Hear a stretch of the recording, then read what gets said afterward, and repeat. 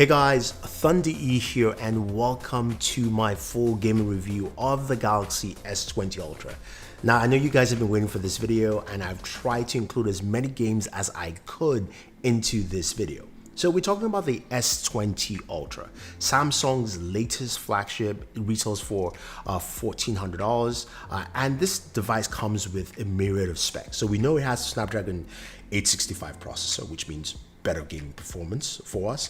It can come with either 12 or 16 gigabytes of RAM, and you've got UFS 3.0 storage, so which means your games are read pretty fast. Now, going back to that RAM, it's got a feature that I really like. It's one of the first features I want to talk about because a lot of people aren't talking about this.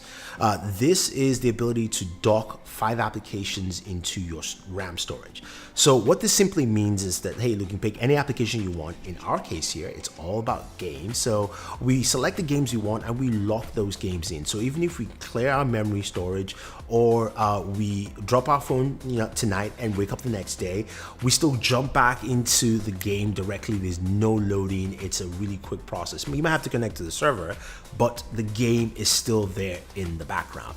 And that is absolutely fantastic. It is great. If you are a gamer or gaming focused and you want to quickly jump into your Call of Duty, your PUBG, or whatever game you're playing, this is a great feature that I think works really, really well. Now, the other thing about the S20 Ultra is that it has a 6.9-inch display. It is a 120 hertz display, and that is at 1080p.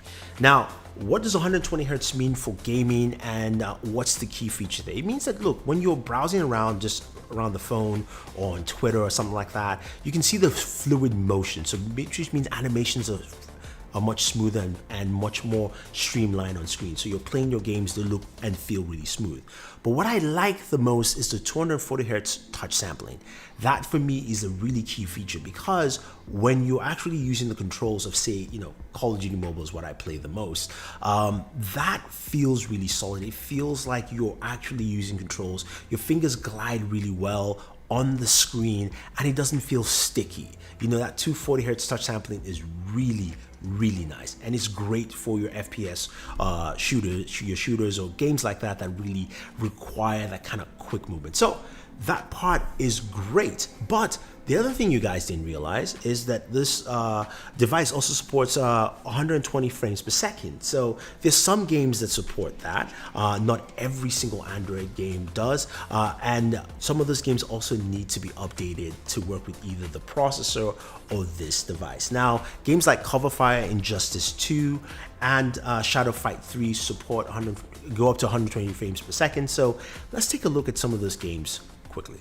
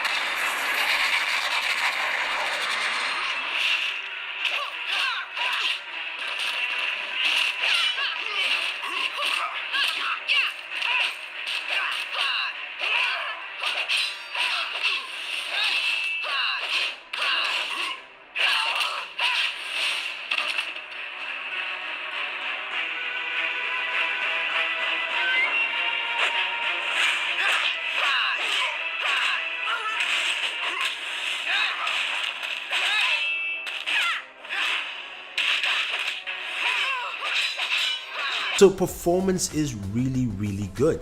I like that. Now, a lot of the games we're going to showcase are either capped at 60 frames per second, but the 120 hertz display still, it works really well here. You're going to see how smooth the motion is. I want you to pay attention to just, when I turn around, I move, different things that happen on screen. So just see how well this actually moves on this display. So let's take a look at a few more games running on the Galaxy S20 Ultra.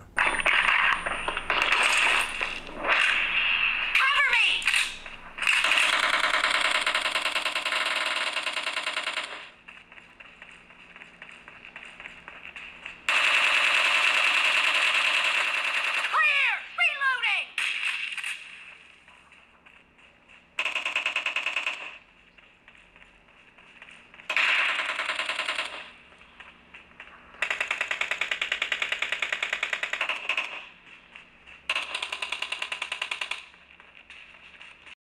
skydiving? I agree.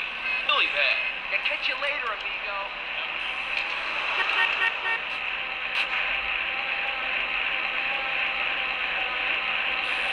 You're just a liability, CJ. You messed up.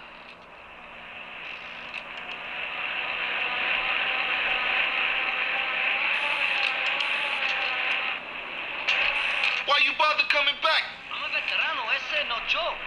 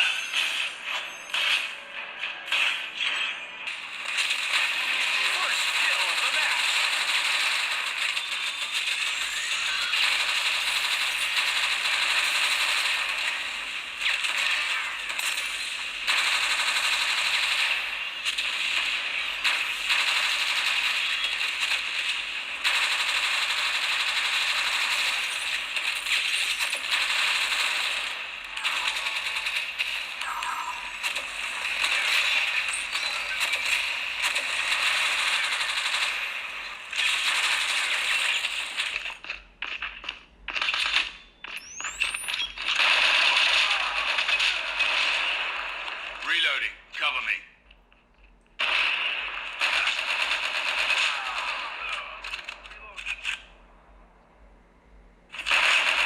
UAV recon standing by. Repeat, UAV recon standing by.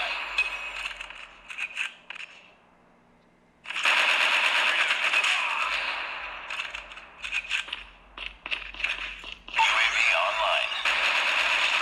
Missile awaiting orders. So the next thing you're going to ask is, what about heat while gaming? Well, Samsung has, of course, its special liquid cooling chamber, and temperatures are really solid on this. 94 degrees was the highest I ever got, and that was with PUBG.